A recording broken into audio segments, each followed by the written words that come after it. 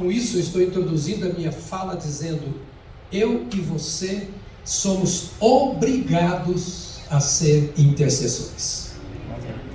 Não sei se você tem 2 dias de convertido, 25 anos de convertido, ou não existe ministério de intercessão, um ministério específico. Sujou. Vou ter que demitir a Bel. Acabei com o emprego da Bel. Eu arrumo outro para você, Bel, pode deixar. Por que eu estou dizendo isso, querido? Porque eu quero que você olhe para a palavra de Deus como uma mulher, como um homem, e é sempre assim, uma mulher e um homem, como uma mulher ou um homem que de fato é um intercessor ou é uma intercessora. E vamos à Bíblia. Um texto muito comum, muito conhecido. Mas antes eu quero dizer o seguinte, que a Bíblia diz que Deus responde às nossas orações quando nós oramos segundo a vontade de Deus. Amém? Amém. Temos um Deus que nos responde. O pastor Giba chamou você aqui à frente, todos que quiseram, viemos aqui por 2 ocasiões para que nós orássemos uns pelos outros. Isso não é um movimento de igreja. Isso não é uma oportunidade especial, num dia especial de oração.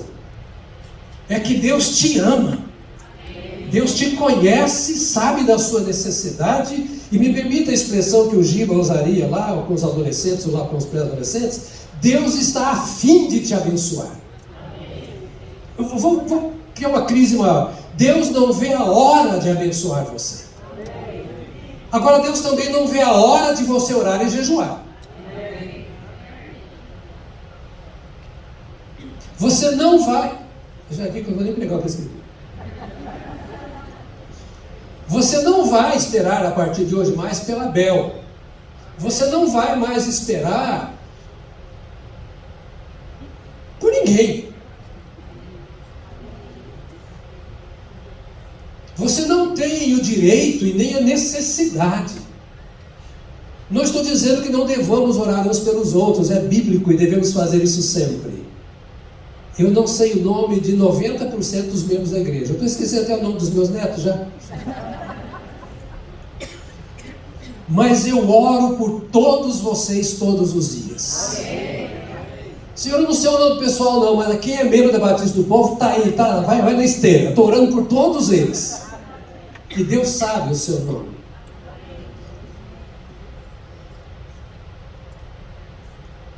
Nós pregamos o que a Bíblia diz.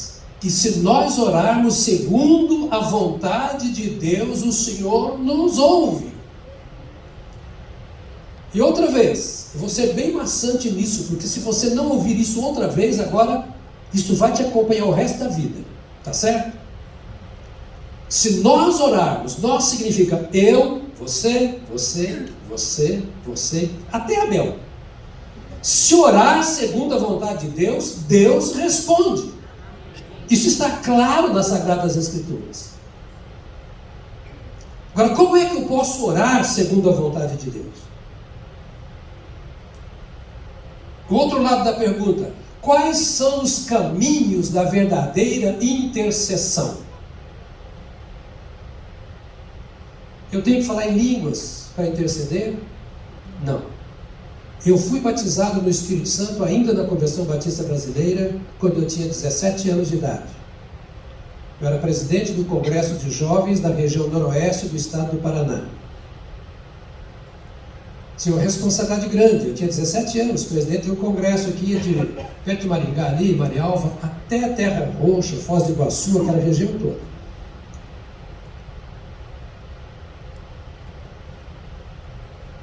Eu fui falar em línguas aos 24 anos de idade. 7 anos depois, quase 8.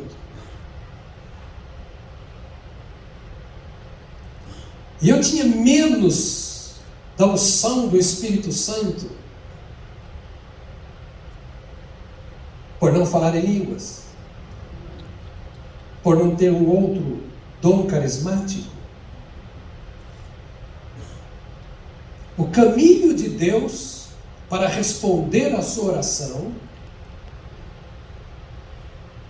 não está diretamente ligado aos dons espirituais. Está diretamente ligado ao quê? Vamos ver Neemias, capítulo 1. Agora que eu vou começar a mensagem. Neemias, capítulo 1. Você quer aprender um pouco hoje?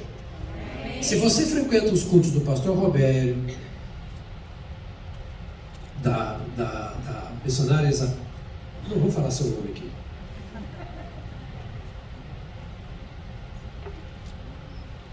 Você já ouviu muito sobre isso, certamente. Mas como hoje é um dia de intercedermos pela pátria, eu sei que você tem suas necessidades e oramos por você.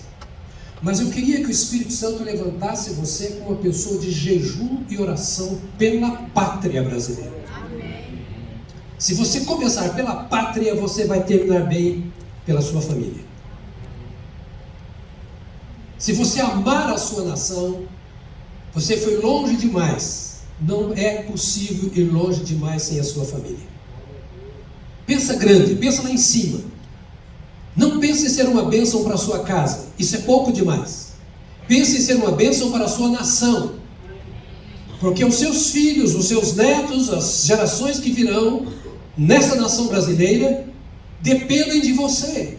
Os próximos anos nesta nação dependerão de você. Então você não pode pensar no arroz e feijão que você come, no aluguel que você tem que pagar, ou na escola que você tem que pagar para os seus filhos. Você tem que pensar na transformação da nossa nação pelo poder do Espírito de Deus. E só Deus pode mudar a nossa nação. O seu compromisso é com Deus. Você está comprometido com aquilo que Deus está comprometido. As suas causas, as minhas causas são pequenas demais em relação à causa que Deus colocou em nossas mãos. Não importa quanto tempo você tem de crente, não importa os problemas que você enfrenta. Lute aos pés do Senhor para resolver os problemas da nação, os seus serão resolvidos. Às vezes converso com minha esposa dizendo assim, eu fico pensando quanto problema as pessoas têm. E que nós poderíamos estar vivendo os mesmos problemas, porque vivemos na mesma época, no mesmo lugar, nas mesmas condições, e por que não vivemos? Porque um dia nós decidimos consagrar a nossa vida aos outros. Eu oro muito mais pela igreja do que por mim. Jejuo muito mais pela igreja do que por mim. Luto muito mais pela igreja do que por mim. A igreja não é o meu emprego, ela é o corpo de Cristo. Assim como você é, eu sou. Nós precisamos crescer um pouco mais nessa nossa visão da nossa participação na obra de Deus na terra. E é isso que eu quero chamar a sua atenção. Ixi, você vai dizer, eu não vim aqui para isso. Eu quero pegar aqui o exemplo de um homem. Irmãos, desculpe, eu estou emagrecendo e a calça está caindo, é um caso sério, eu estou amarrando corda, tudo lençol, mas não tem jeito. Então, agora estou puxando aqui, mas não vai, não adianta. Não adianta. Meu colega, meu pastor, fica um olhando o outro assim, sabe? Tem umas regras de homilética que a turma fica assim, não está sendo homilético, né? Tal. Não estou nem aí para vocês, não posso deixar a calça cair aqui na frente.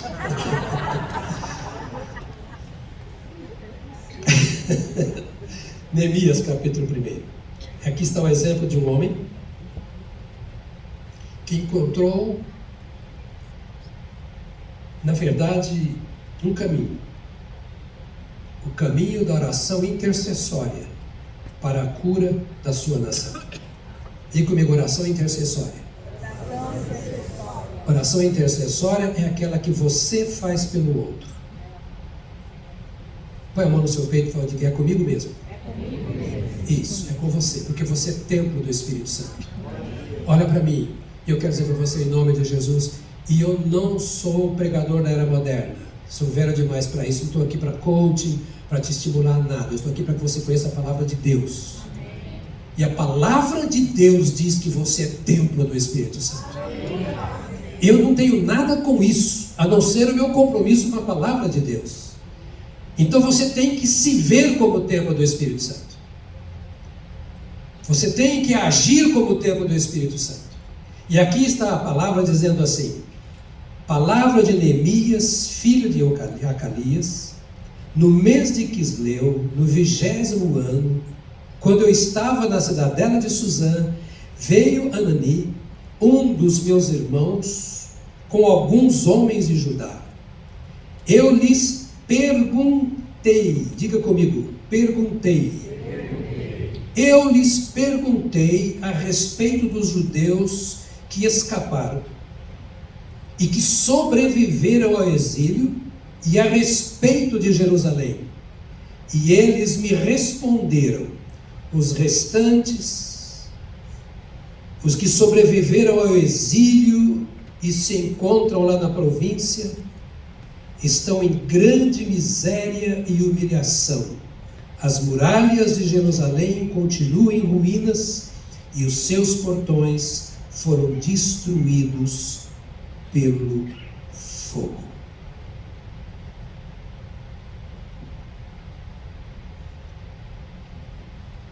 A intercessão começa com o verdadeiro interesse pela situação do outro.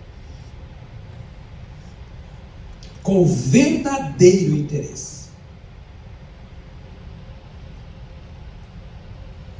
Todo servo de Deus e toda serva de Deus necessariamente tem que se interessar pela situação do outro, do seu irmão. Não é para o mexerico, para o fuxico, para falar para os outros, mas é para se colocar em posição de guarda, de defesa, de proteção em favor do seu irmão. Você conhece a história de Neemias, que ele vivia no palácio, comendo da mesa do rei, era autoridade, estava no bem bom. Mas o povo de Neemias estava passando miséria há quase 50 anos. A nação havia sido vencida por Nabucodonosor. E agora aquele povo estava entregue às traças, porque os melhores, mais saudáveis, mais jovens, autoridades, sacerdotes, foram levados para a Babilônia. Ficou lá os velhos doentes, as crianças doentes, e o que restou daquele povo? Há muitas famílias vivendo do resto da vida. Não é apenas da comida, do pão, do trabalho. Há muita gente com muito dinheiro no bolso, donos e líderes de empresas, professores universitários, e etc, etc, etc, que estão vivendo na mais terrível miséria moral e espiritual.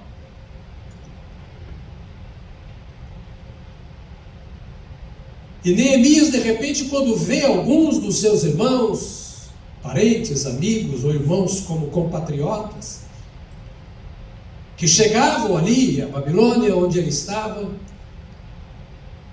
a primeira atitude dele foi: o que acontece com os meus irmãos? Faz essa pergunta para você mesmo. Fala aí, o que acontece com os meus irmãos?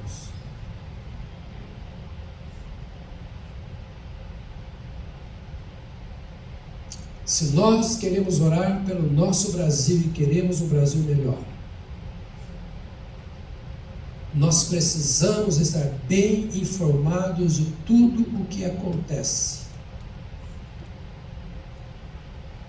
e julgar esses acontecimentos à luz da palavra de Deus, à luz da promessa de Deus, à luz das exigências de Deus.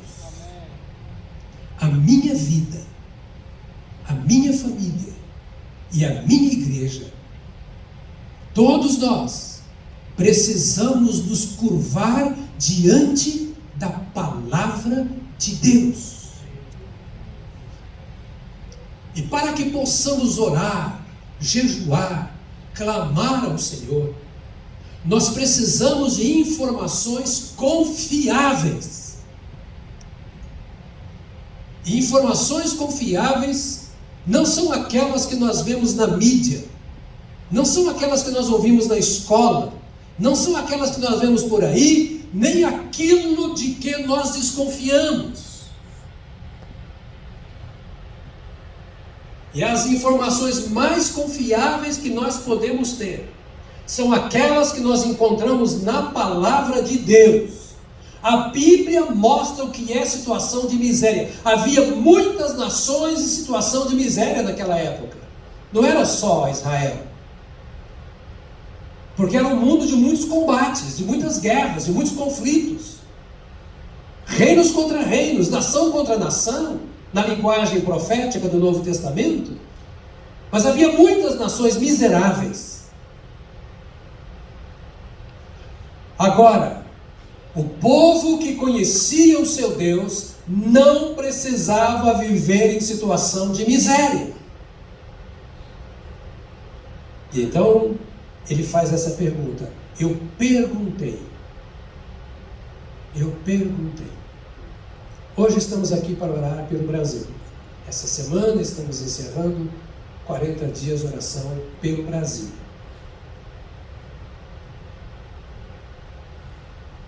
Como está a minha terra? Eu preciso me incomodar com isso. E não é para falar no meu local de trabalho, nem para debater na sala de aula na universidade. Não é para discutir política, se eu estou votando em A ou em B. Eu preciso saber disso, para eu dobrar os meus joelhos e para eu ter elementos para a minha vida, diga comigo, vida, para a minha vida de oração e de jejum. Eu não preciso de programa da igreja para orar e jejuar. Eu não preciso do incentivo de ninguém para orar e jejuar. Eu não devo esperar por isso, porque eu e você somos homens e mulheres de Deus levantados como sal, como luz, como profetas nesta geração corrompida e perversa.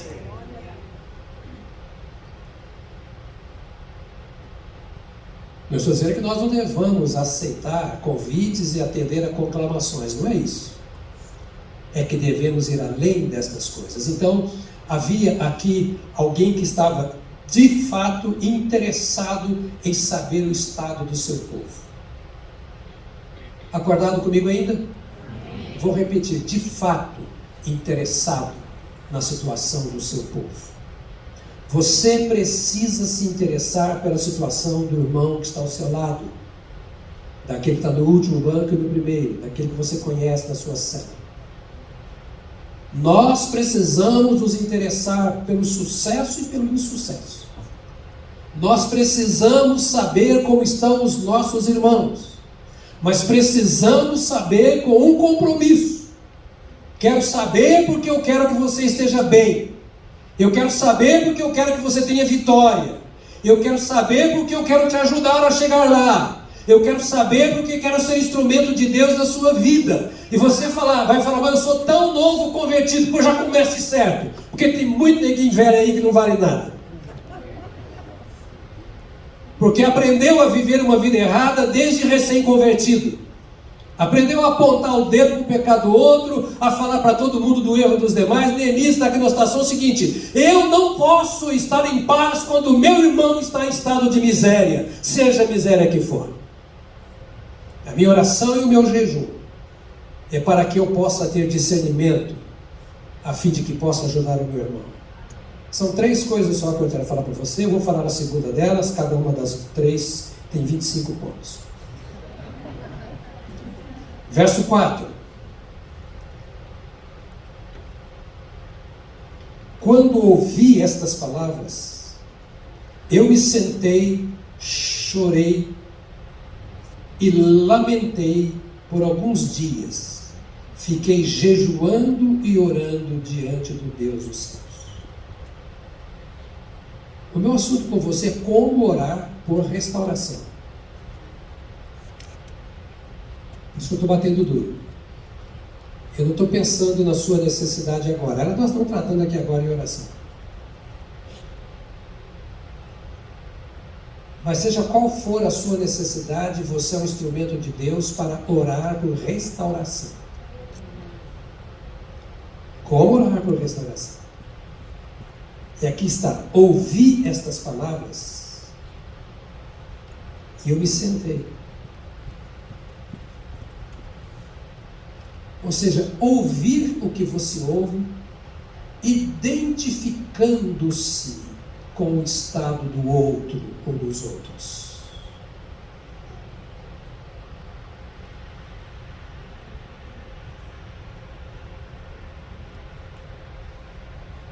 Você vem aqui, nos cultos da terça-feira, para a Bel e a equipe se identificar com a sua situação e orar por você, correto? Você vem no domingo, vai na célula, para que as pessoas se identifiquem com você e você se identifique com as pessoas, para que o plano de Deus se cumpra na sua vida.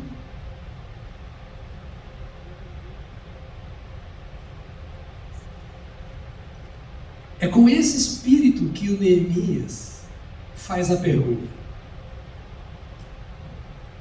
Não perguntou por perguntar.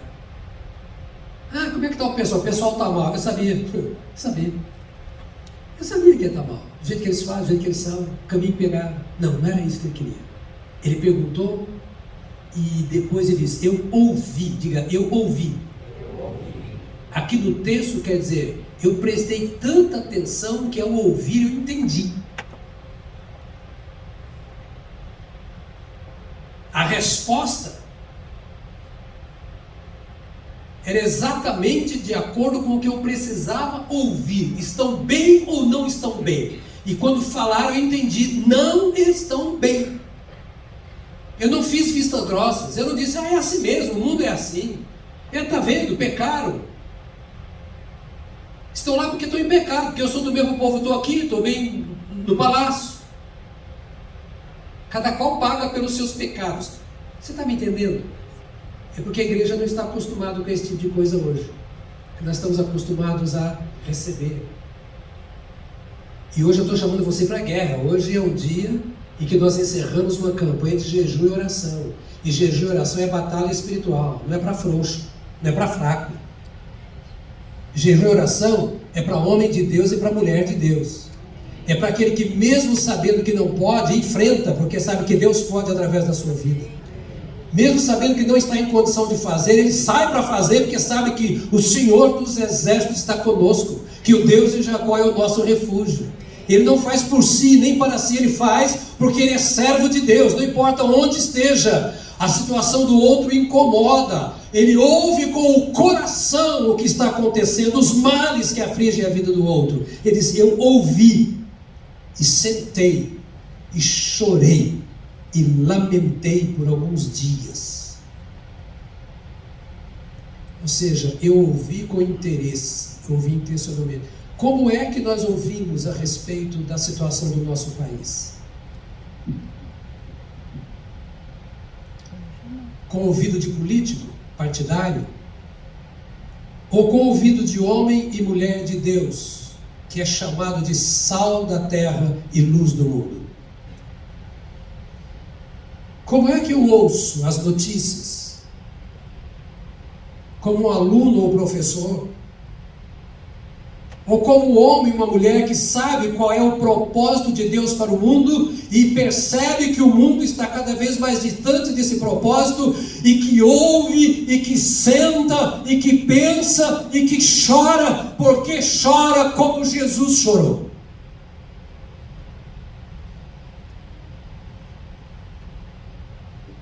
Talvez fosse uma mensagem mais apropriada para o domingo de manhã, e não para uma noite de terça-feira, quando você ir buscar a sua bênção. Mas o que eu quero te dizer é que o fato de você estar precisando de uma bênção não anula a verdade de que você é uma bênção e Deus precisa te usar. Seus problemas e suas necessidades não te distanciam de Deus. Seus problemas e suas necessidades não te tornam menor diante de Deus e nem te dão o direito de ficar parado choramingando.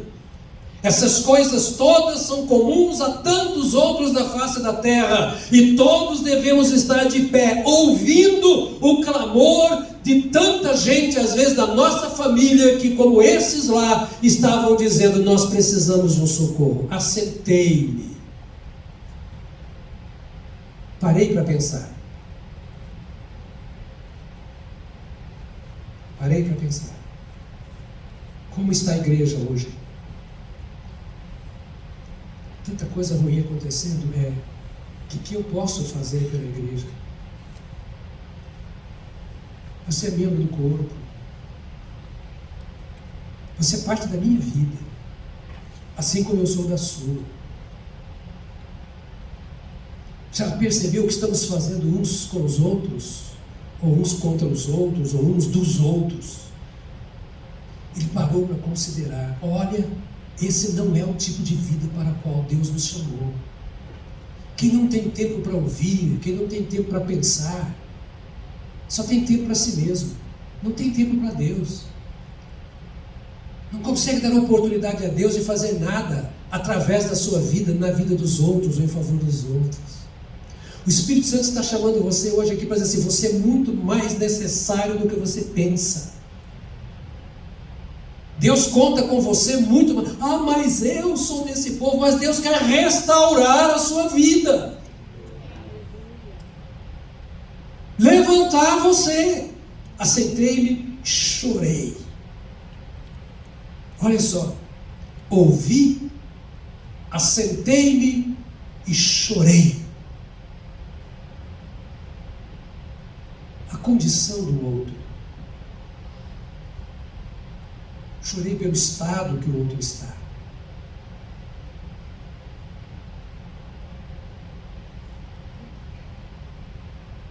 Detalhe: isso é ser pentecostal. Isso é ser renovado. Isso é ser avivado. Eu posso dar tantas glórias a Deus, aleluias, pular, rodopiar, fazer, sei lá, de fogo, como é que chama aí, etc, etc, etc. Não, forró até é bom.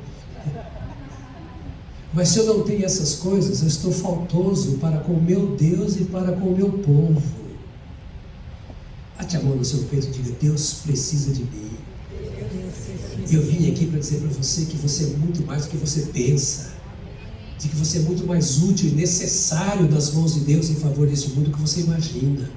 Talvez você tenha vindo aqui por causa de doença, por causa de qualquer enfermidade sua ou de outro, problema, doenças, problemas e até a morte. Todos nós experimentamos e experimentaremos. O que não pode acontecer é dessas coisas fazer-nos ficar lá numa terra devastada, como estava aquele povo, sem desfrutar do que Deus tem para dar, chorando as nossas mágoas.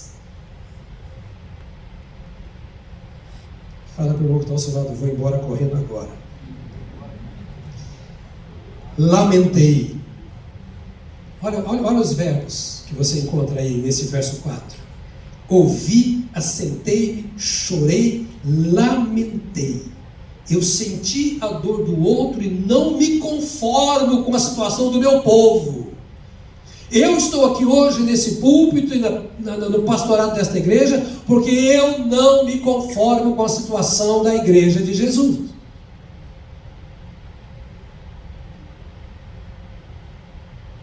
E se algum dia me conformar, me demitam. E se algum pastor da igreja se conformar, demitam.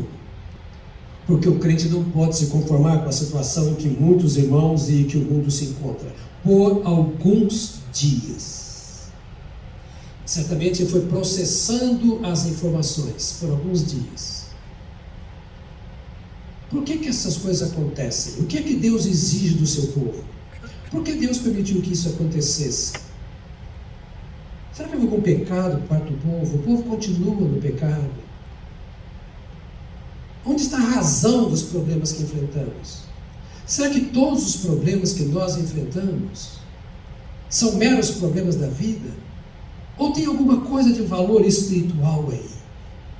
Estas são as atitudes de pessoas que levam as promessas de Deus a sério. Porque Deus faz promessas, mas Ele não esbanja promessas. Deus tem bênçãos em abundância para nós, mas Ele não joga a bênção fora. Se Ele exige que nós sejamos fiéis mordomos, imagine como Ele trata as suas bênçãos. Deus é sério, não é menino. E a igreja no mundo hoje está acostumada com meninice. Eu vou lá para o culto de libertação e eu vou lá para não sei o quê. Não vai lá coisa nenhuma. Você precisa viver aos pés do Senhor. Amém. Abel nunca mais vai me chamar aqui, mas não estou nem aí para Abel. Ela já me maltratou aqui mesmo hoje.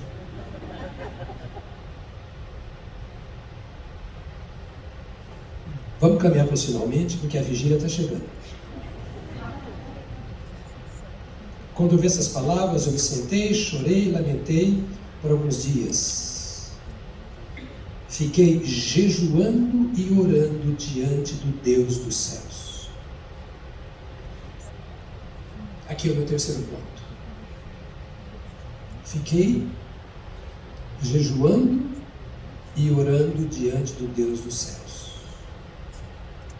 Devemos interceder como verdadeiros companheiros de jugo. Vou repetir. Devemos interceder uns pelos outros como verdadeiros companheiros de jugo. Sabe como era o jugo? Jesus fala: tomai sobre vós o meu jugo, minha canga. Estamos amarrados uns aos outros nessa mesma trilha.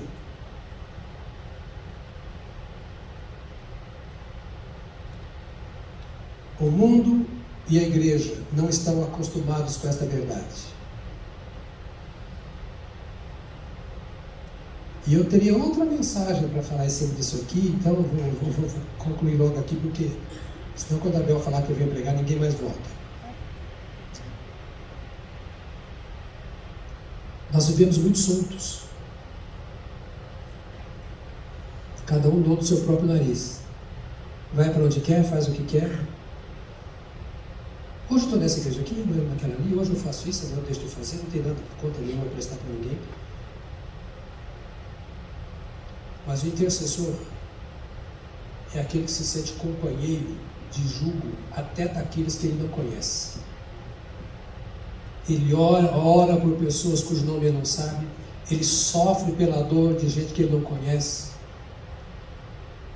E sofre não emocionalmente apenas, espiritualmente. E esse é o chamado da igreja do Senhor Jesus.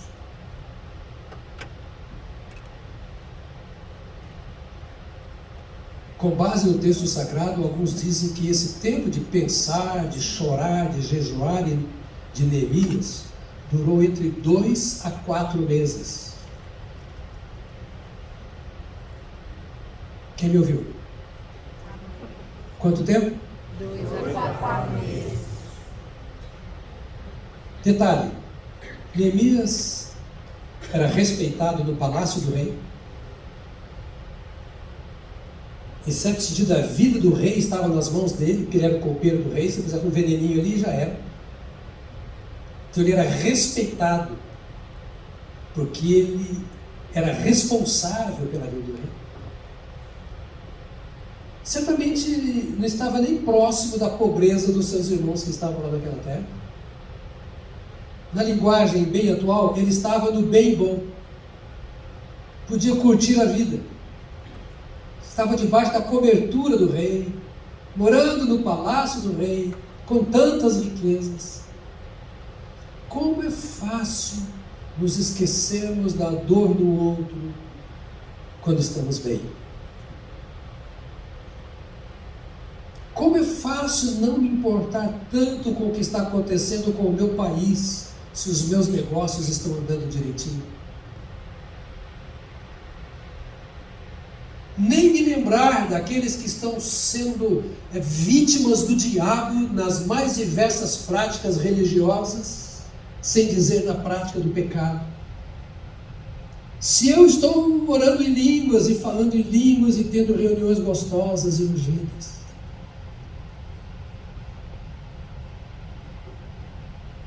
mas aqui nós encontramos um sujeito, um homem, um intercessor, que decide fazer o seguinte: eu vou ser o companheiro de jugo desses meus irmãos que estão em aflição. Eu vou carregar o fardo com eles. Amados irmãos, prestem atenção. Hoje estamos encerrando uma série de encontros de oração e tempos de jejum em favor da nossa pátria e dos nossos irmãos, com um compromisso. O compromisso de sermos um canal de bênçãos na vida do Brasil e dos irmãos.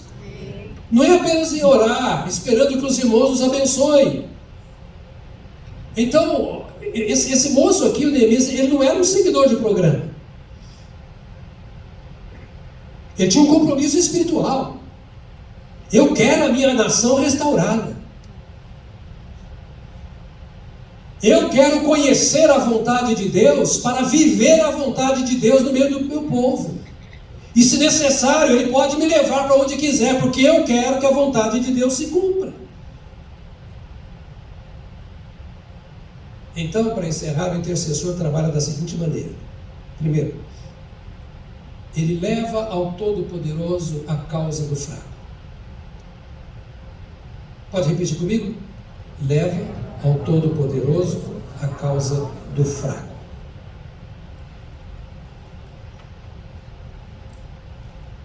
Ele compreende o outro, ele sente o drama, ele vive a vida do outro,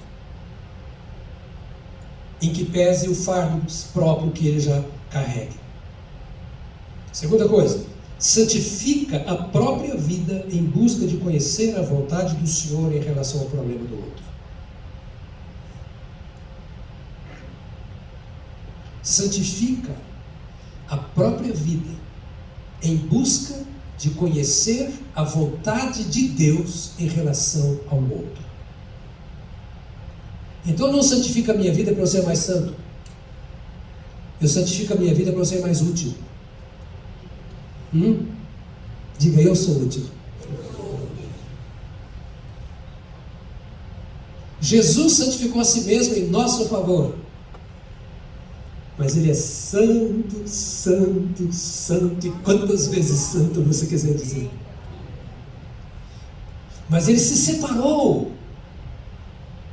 sendo Ele santo, em nosso favor, para nos santificar. Intercessor é esse que se separa, para tornar o outro mais puro, mais abençoado. Ele purifica-se a si mesmo para que o outro seja mais perfeito ou mais aperfeiçoado na sua vida por sua oração. Terceiro, identifica-se com Deus e com o propósito de Deus antes de apresentar o seu pleito. Ele vai ao Senhor, passa tanto tempo em oração e jejum para conhecer a vontade do Senhor, e não para que o Senhor conhecesse a vontade dele.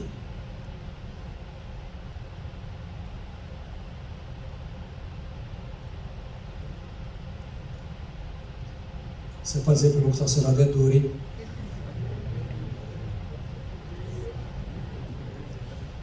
Mas a gente não ora exatamente como ele ensinou? Pai nosso que está no céu, santificado seja o teu nome, seja feita a minha vontade, assim na terra como no céu. Mas devia ser.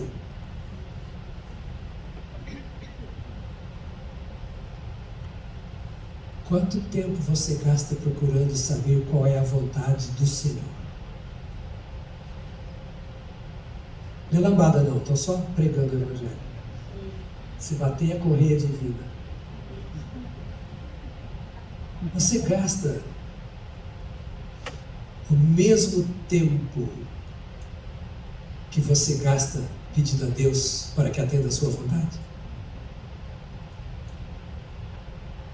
O mesmo tempo que você gasta com Deus pedindo que Ele atenda a sua vontade é o tempo que você gasta procurando conhecer a vontade de Deus e fazê-la.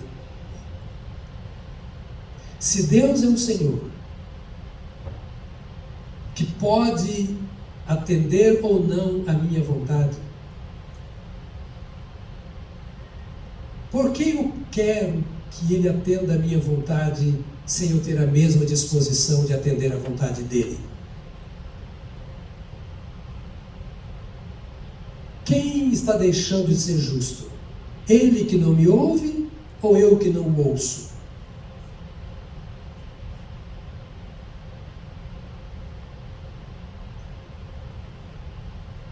É por isso que muitas vezes nós estamos orando por causa de problemas fáceis que não são resolvidos. É porque nós somos os nossos próprios deuses, ou o nosso próprio Deus. Nós tomamos o problema na nossa mão para resolver e oramos, mas não abrimos a mão para que Deus resolva. Nós controlamos a nossa vida. E se você está vivendo essa experiência, não fique tão aborrecido, porque você não é o único. Talvez quem está do seu lado está fazendo a mesma coisa. Porque isso é próprio da natureza humana. Por isso precisamos morrer para nós mesmos. E dar espaço ao Senhor. E quanto mais espaço nós damos ao Senhor, mais nós vamos viver para Ele e para o outro. E menos nós vamos viver para nós mesmos. Mais estaremos voltados para os interesses dele e dos nossos semelhantes. Não importa o status que nós tenhamos. Por quê? Porque nós nos identificamos com Deus. Nos identificamos com o propósito de Deus. E é com essa identificação que nós levamos o nosso pleito. Jesus disse: orem dizendo: seja feita a tua vontade. Aqui na terra, do jeitinho que ela é feita no céu. Ou seja, aqui quem manda é o Senhor. No meu corpo, na minha alma, no meu espírito, na minha fé, na minha saúde, na minha doença. Tu és o Senhor de toda a minha situação. Vou parar por aqui porque isso aqui dá um livro. Eu anotei isso aqui tudo hoje. Porque eu queria hoje rasgar um pouco o meu coração com a igreja numa direção, a direção da maturidade. A direção da maturidade é a seguinte: não é que eu tenho tudo o que eu queira ou que eu precise, é que eu entendo o meu lugar no meio de todas essas coisas, e que eu entendo a participação de Deus no meio destas coisas, e que eu posso me inclinar diante do Senhor em favor de mim mesmo e em favor do outro, independentemente da situação que eu me encontre. Por quê? Porque eu sou morada do Deus Altíssimo, templo do Espírito Santo. Eu queria te convidar a se colocar de pé. Se você demorar, eu faço vigília. Bel pode vir aqui. Eu vou orar com os irmãos e vocês não sei o que vão fazer até meia-noite. Até meia-noite? 5 da manhã?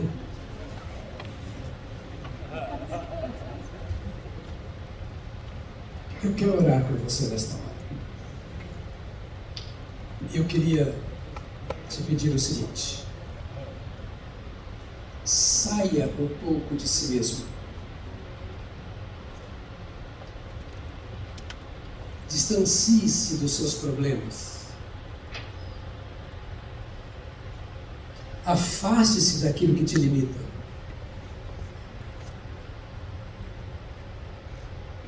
Faça como Neemias. Era um problema que ele não tinha como resolver.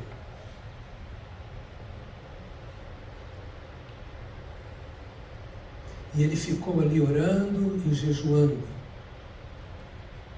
Entre 2 a 4 meses. De repente, o rei percebe que alguma coisa não ia bem. Talvez ele tenha jejuado tanto, quem sabe murchou o rosto, ficou meio pálido, talvez se vindo o cálice já meio trêmulo. Ele disse que ele estava jejuando e orando, jejuando e orando, orando e jejuando. Eu não sei quanto tempo. Talvez o sorriso já estivesse um pouco amarelo. E o rei olhou e disse: mas esse não é o Neemias que eu conheço. Há tempo eu percebo que ele mas era o Neemias que Deus conhecia. Quem sabe a gente vai ter que parar de comer um pouco, vai ter que dormir menos, quem sabe ficar menos sentado e dobrar mais os joelhos. Quem sabe a gente vai ter que se colocar no lugar do outro, ou quem sabe se colocar no lugar mais alto do que aquele que nós mesmos nos encontramos. Dizer: não, fulano não pode continuar assim, a igreja não pode continuar assim, eu não posso continuar assim. Orar e jejuar para tempos de renovação, de restauração, de milagre, de poder. Orar para que a nossa pátria seja salva, seja livre, conheça o poder do Evangelho. Orar para que tudo o que está acontecendo e venha a acontecer seja uma maneira de despertar corações para o fato. Se o Senhor não guardar a cidade, em vão vigia a sentinela. Amados, nesta noite, que é o encerramento de uma campanha de jejum e oração, eu queria que você não parasse mais de orar e jejuar, mas que você aprendesse a aplicar isso na sua vida. Deus fará brilhar a sua glória, a sua presença, o seu poder. Nosso Pai, bendito é o Senhor nesta igreja, bendito é o Senhor em nossa vida em particular, bendito é o Senhor nos nossos sonhos e nos nossos temores, bendito é o Senhor na nossa fartura e na nossa escassez. Bendito é o Senhor porque Tu és bendito eternamente. E que a Tua palavra nesta noite desperte o nosso coração faminto do Senhor para um relacionamento mais estreito, mais íntimo, mais poderoso, mais transformador. Renova a Igreja Batista do Povo. Renova, Senhor. Aviva o coração de cada uma das Tuas ovelhas. Como fizeste na vida de tantos, faça até na vida daquele que está dormindo, cochilando, distante, mas vem, traz um barulho santo. Acende o fogo do Senhor em corações que estão frios. E nós oramos pela nossa nação. Queremos ser bênção para esta terra em qualquer situação. Tira da nossa mente aquilo que nela tem sido jogado pela mídia ou pelo mundo. Tira do nosso coração o peso de tantos maus acontecimentos, de tantas incertezas e temores. Livra o Teu povo de olhar mais para as circunstâncias do que para o Senhor. Dê à Tua igreja a leveza dos filhos do Altíssimo, o coração descansado aos pés da cruz, e ensina-nos a viver mais tempo com o Senhor do que com as circunstâncias da vida. Seja o Senhor da vida de cada uma das Tuas servas e dos Teus servos aqui presentes. Nós entregamos ao Senhor esta campanha de jejum e oração.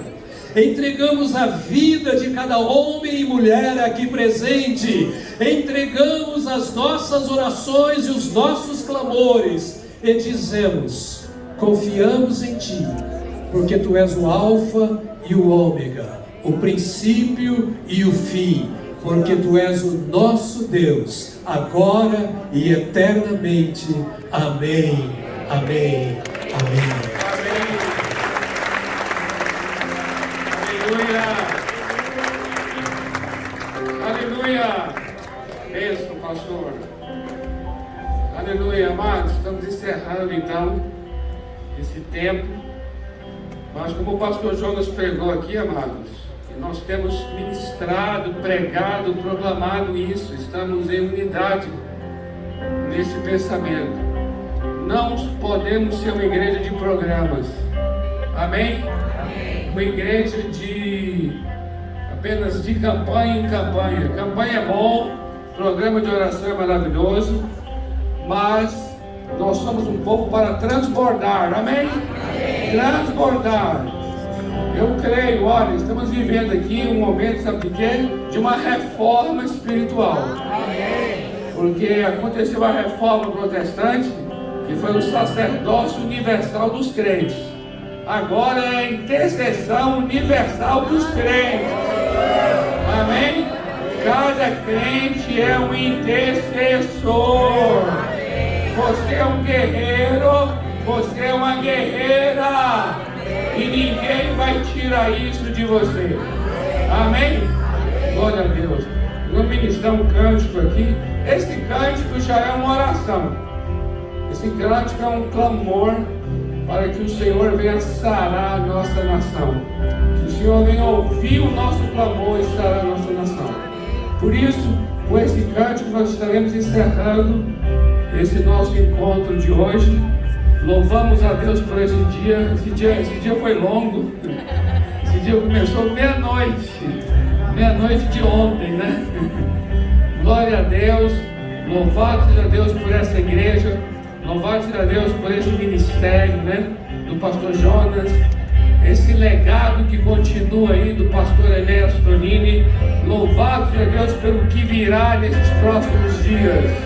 E nós estaremos firmes em oração. É a oração da igreja, amém?